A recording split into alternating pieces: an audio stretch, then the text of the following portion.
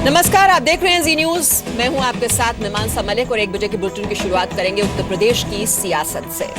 अखिलेश और समाजवादी पार्टी की सरकार को गुंडा राज बताने वाली मायावती को अब माफिया और डॉन अच्छे लगने लगे हैं। तभी तो उन्होंने पूर्वांचल के माफिया डॉन मुख्तार अंसारी को भला आदमी कहा है, भटका हुआ इंसान बताया है और ये भी कहा है कि उन्हें सुधरने का एक मौका देना चाहिए। इतना ही नहीं, माफिया राज के खिलाफ गरजने वाली मायावती कैसे मुख्तार पर मेहरबान है, इसका अंदाजा आप इस बात से लगा सकते हैं कि जो मायावती किसी पत्रकार के सवालों का जवाब नहीं देती हैं, प्रेस कॉन्फ्रेंस में भी खुद लिखी हुई स्क्रिप्ट पढ़ती हैं। उनसे जब जी मीडिया ने माफिया से जुड़े सवाल पूछे तो मायावती को जवाब देना पड़ा, लेकिन बैकफुट पर आ।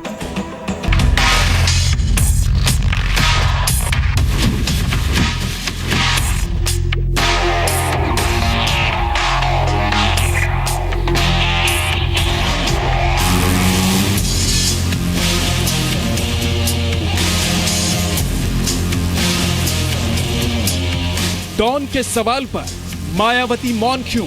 हमारी पार्टी जो क्रिमिनल एलिमेंट्स होते हैं उनको बीएसपी में नहीं लेती है।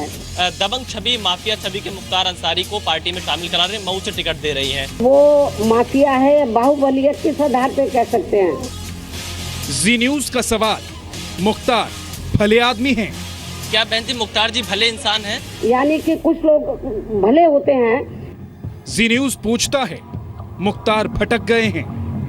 आप तो स्वच्छ छवि की बात करती हैं। तो मैं दोबारा रिपीट नहीं करना चाहती हूँ। जी न्यूज पूछता है, माफिया मुख्तार सुधरेंगे? लोग गलत संगति की वजह से गलत रास्ते पर चले जाते हैं, उनको सुधरने का भी मौका जरूर देती है। बीएसपी सुप्रीमो मायावती अपने तीखे अंदाज के लिए मशहूर हैं। उन्हें आपने कभी मीडिया के सामने भी इस तरह बैकफुट पर नहीं देखा होगा, लेकिन 26 जनवरी को लखनऊ में प्रेस कॉन्फ्रेंस के दौरान माफिया डॉन मुख्तार अंसारी के मुद्दे पर जी न्यूज के सवाल सुनकर मायावती का अंदाजे बयां बदल गया। समाजवादी पार्टी से नाता टूटने के बाद मायावती ने मुख्तार अंसारी को हाथी की सवारी की इजाजत दे दी। मुख्तार और उनके भाई भतीजों को बीएसपी में शामिल करने के बाद जब प्रेस कॉन्फ्रेंस के दौरान जी न्यूज संवाददाता ने उनसे बेबाक सवाल पूछे तो मायावती कोई सटीक जवाब नहीं दे सकी। हमारी पार्टी जो क्रिमिनल एलिमेंट्स होते हैं उनको बीएसपी में नहीं लेती है।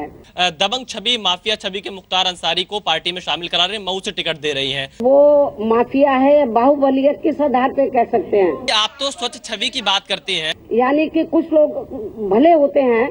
क्या बहन जी मुख्तार जी भले इंसान हैं? को मैं दोबारा रिपीट नहीं करना चाहती हूँ। लोग गलत संगति की वजह से गलत रास्ते पर चले जाते, उनको सुधरने का भी मौका जरूर देती है। गुंडाराज और माफिया के खिलाफ खुद को इकलौती फाइटर बताने वाली और बीएसपी राज में सबसे बेहतर कानून व्यवस्था का दावा करने वाली मायावती को अंदाजा नहीं था कि उनके इस फैसले को लेकर तीखे सवाल भी होंगे। मायावती का रौब कहिए या फरमान, लेकिन उन्हीं की पार्टी के बड़े बड़े नेता भी उनके सामने जूते पहनकर आने की हिम्मत नहीं करते। तस्वीरें इस बात की गवाही दे रही हैं। मगर इस बार लड़ाई अनुशासन की नहीं बल्कि शासन पाने की है। शायद इसीलिए अपने ही बनाए उसूलों को उन्होंने जीत की कसौटी पर रख दिया है। उन्हें भी लग रहा है कि मुख्तार अंसारी डॉन हैं, तो क्या हुआ, डॉन के आगे जीत है और इस बार एक एक सीट पर जीत बहुत जरूरी है। विशाल पांडे, जी मीडिया, लखनऊ।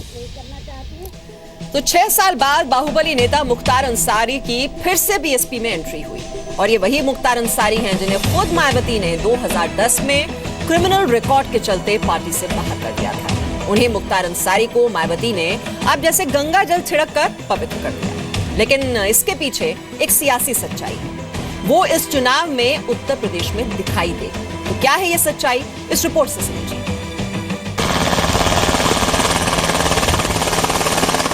कुमारी मायावती जी जिंदाबाद, बहन कुमारी मायावती जी जिंदाबाद।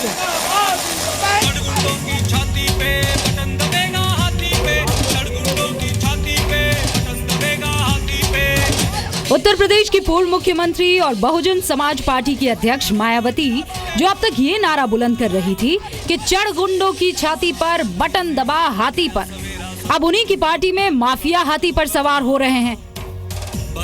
मुख्तार अंसारी के परिवार ने, पूरे परिवार ने बीएसपी के झंडे व बैनर के तले MP व MLA आदि के चुनाव भी लड़े थे, ये भी आप लोगों को जानकारी है।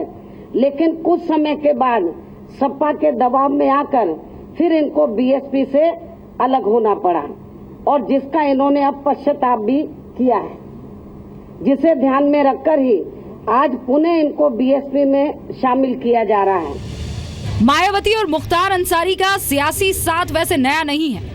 माफिया मुख्तार अंसारी और उनके परिवार को टिकट देने के लिए बसपा ने मऊ की 2 और गाजीपुर की 1 सीट पर पहले से घोषित किए गए 3 कैंडिडेट्स के टिकट कैंसिल कर दिए। मुख्तार ने पहला विधानसभा चुनाव 1996 में बसपा की टिकट पर ही जीता था। 2009 का लोकसभा चुनाव उन्होंने बनारस से मुरली मनोहर जोशी के खिलाफ लड़ा।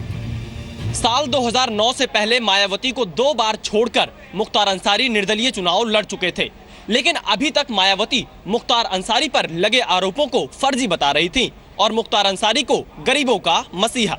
मऊ सदर विधानसभा की सीट से वर्तमान सिटिंग MLA मुख्तार अंसारी को टिकट दिया जा रहा है और साथ ही घोसी की सीट से इनके अपने खुद के बेटे अब्बास अंसारी को इनको भी टिकट दिया जा रहा है तथा गाजीपुर जिले की मोहम्मदाबाद विधानसभा की सीट से इनके बड़े भाई सिबगतुल्ला अंसारी जो वर्तमान में सिटिंग MLA हैं, इनको भी यहां से टिकट दिया जा रहा है।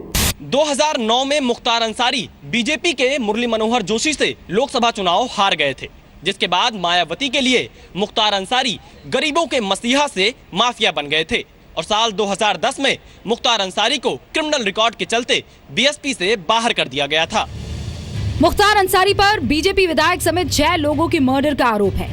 2 पुलिसकर्मियों की हत्या का आरोप है। महाराष्ट्र में डॉन मुन्ना बजरंगी के साथ क्राइम सिंडिकेट चलाने का आरोप है। प्रतिबंधित विदेशी शस्त्र अधिनियम के उल्लंघन पर टाड़ा चल रहा है। 2005 में मऊ में दंगे भड़काने का आरोप है। पूर्वांचल के कोयला व्यवसायी रुंगटा के अपहरण का आरोप है। BSP विधायक रहते हुए बेंगलुरु में किडनैपिंग और मर्डर कराने का आरोप है। 1996 में SSP उदय शंकर की हत्या की कोशिश का आरोप और उसके साथ सरकारी ठेके, शराब के ठेके, कोयला के ठेकों में कई लोगों को धमकाने का आरोप है।